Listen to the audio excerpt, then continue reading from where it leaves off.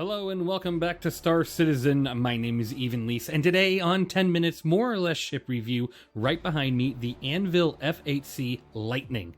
Let's go ahead and take a look.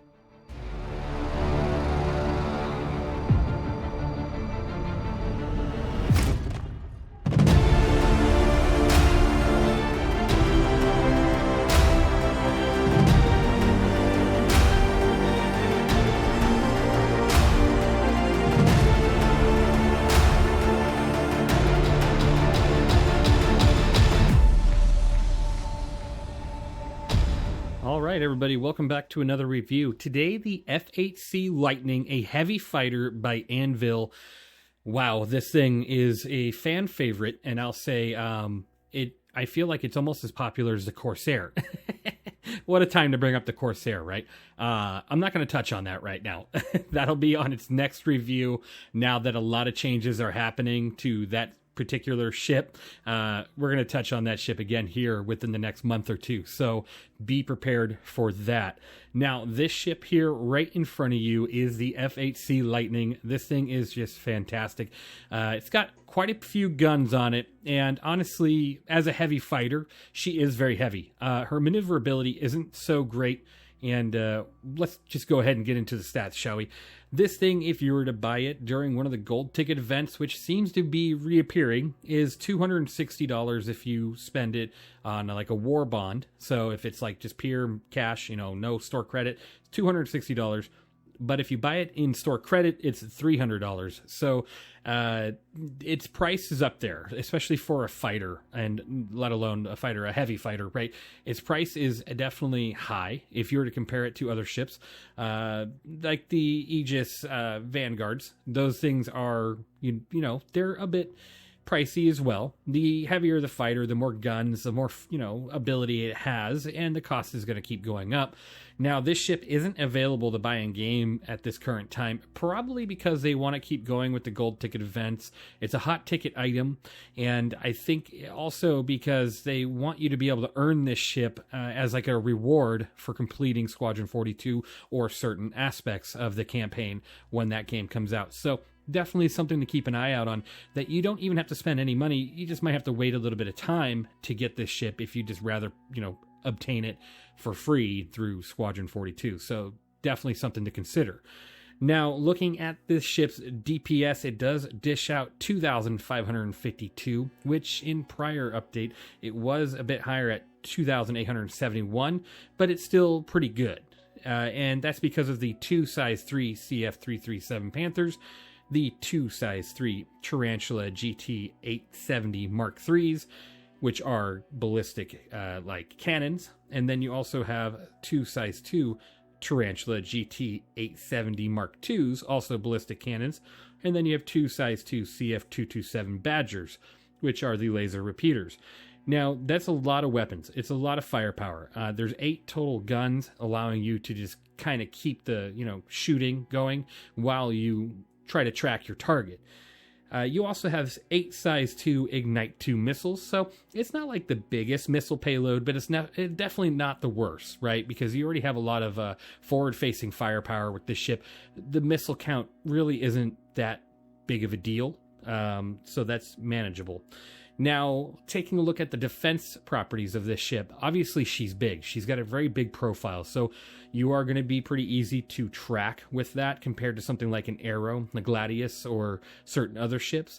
She's a heavy fighter, and she comes with that size of a heavy fighter as well. But she allows you to protect itself with two size 2 shield generators emitting 12,000 overall bubble shield, which is pretty good. It's average for this style ship, which I think is still a fantastic amount of shield.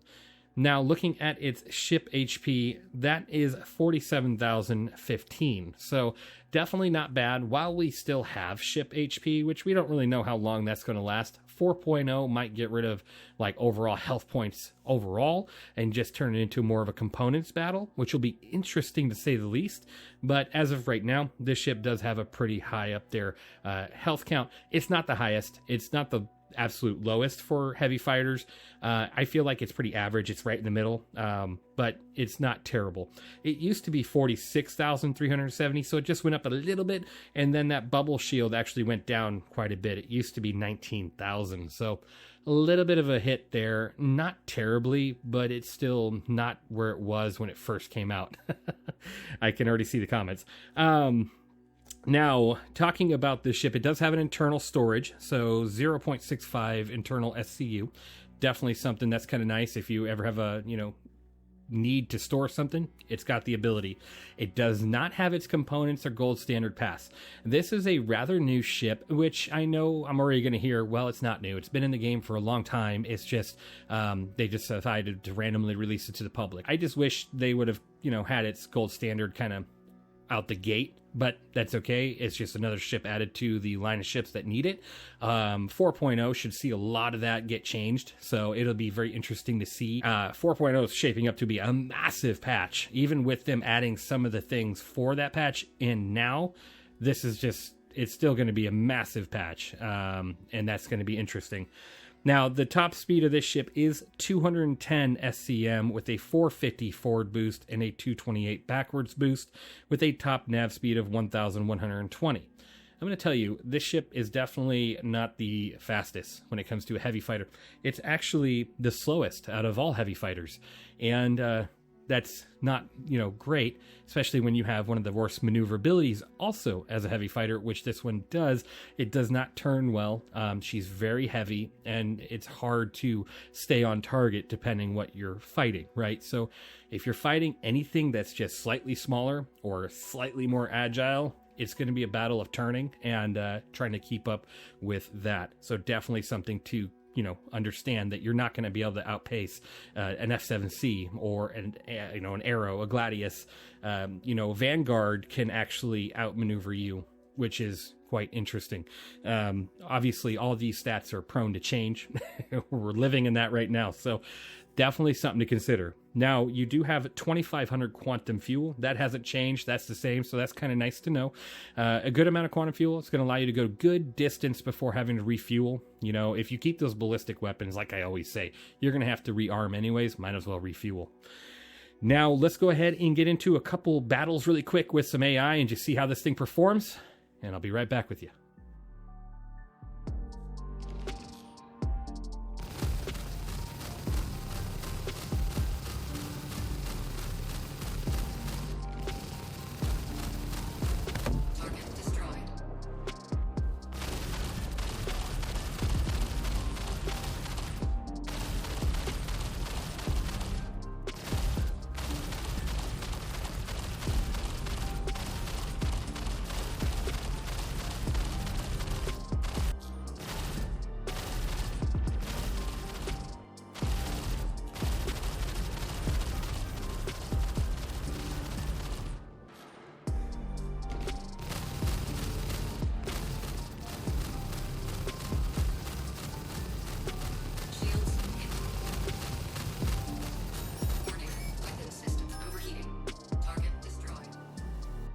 As you can see, this ship had no issue eliminating any sort of PvE targets. This thing really is fantastic to fly, even though she is slow and her maneuverability isn't that great. It's just forward-facing firepower is fantastic, even if you keep it stock. I mean, if you upgrade this thing and throw on a whole laser package or a whole ballistics package, no matter how you kind of spin it with this ship, since it has so many guns, you could really have a lot of fun. It just depends on the pilot, right? Now, this thing is also great at PvP. It comes in with a really low EM rating, which is fantastic, sitting at around 10 to 11,000. Compared to other heavy fighters, that's very low. With a lot of other heavy fighters around 25,000 plus, this thing sits at a much lower EM rating, allowing you to get closer to your target before getting spotted. Now, that's fantastic, but again, this thing does have its negatives, right?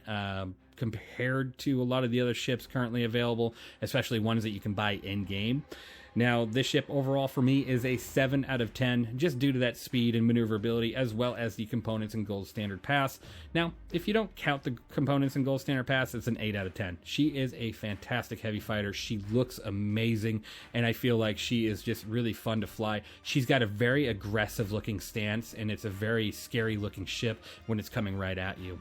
Let me know, what do you guys think of the F8C down in the comments below. Do you have one? Did you get one during the gold ticket or platinum ticket experience? Do you plan on getting one in the future, whether it's, through Squadron 42 or another gold ticketed event? Thank you guys for watching. I really hope you enjoyed, and I will see you in the next one.